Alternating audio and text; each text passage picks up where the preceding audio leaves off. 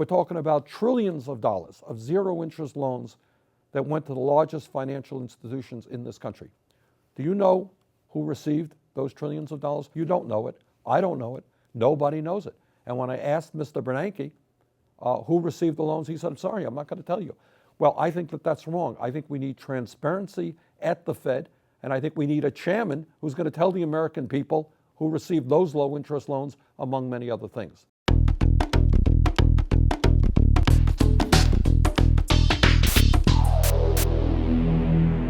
Senator Sanders, my name is Josh Wilson, and I'm an American citizen very concerned about the state of the economy.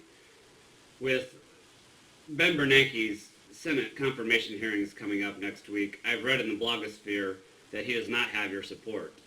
Now, I know why people such as Paul Krugman have been critical of him, but I'd like to hear from you if in fact you do or do not support him, and why. This country is now facing the worst economic crisis since the Great Depression. 17% of our people are unemployed or underemployed. People are losing their health insurance, they're losing their pensions, they are losing their homes, they're losing their hope for the future. And the immediate cause of this severe recession was the greed and recklessness on Wall Street, the fact that these huge financial institutions converted Wall Street into the largest gambling casino in the history of the world. The function of the Fed, one of its main functions, is to protect the safety and soundness of our financial institutions. And I don't see how anybody can say that Ben Bernanke came close to doing that. He was asleep at the switch when all of these reckless and illegal behaviors were taking place on Wall Street. So I think for that reason alone, we need a new Fed chairman who is going to stand up to Wall Street and protect the interest of middle income and working Americans. Second of all, when people voted for Barack Obama for president, they voted for change. Not only change on Wall Street, but change all across, in many areas of our life. And yet, what the president is doing now is not only reappointing somebody who was originally appointed by George W. Bush to be chairman of the Fed, but even worse, Bernanke was a member of the Bush administration. He was chairman of Bush's Council of Economic Advisors. And anyone who knows anything understands that the 8 years of Bush were an economic disaster for ordinary Americans. That's even before the collapse on Wall Street. Why would you want to appoint a key member of the Bush administration to continue on as chairman of the Fed? Second of all, during the bailout, we're talking about not only $700 billion of TARP money, we're talking about trillions of dollars of zero interest loans that went to the largest financial institutions in this country. Do you know who received those trillions of dollars? Do you know what the terms were for those loans? You don't know it. I don't know it. Nobody knows it. And when I asked Mr. Bernanke who received the loans, he said, I'm sorry, I'm not going to tell you. Well, I think that that's wrong. I think we need transparency at the Fed, and I think we need a chairman who's going to tell the American people who received those low interest loans, among many other things.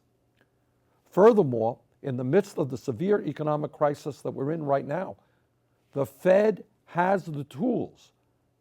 The Fed can act today to address many major problems that are facing middle class and working people of our country. For example, we have millions and millions of Americans who are paying 25, 30% interest rates on their credit card.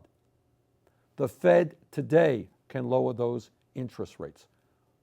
At a time when we have massive unemployment, small and medium-sized businesses are crying out for low-interest loans so that they can expand their businesses and hire new workers.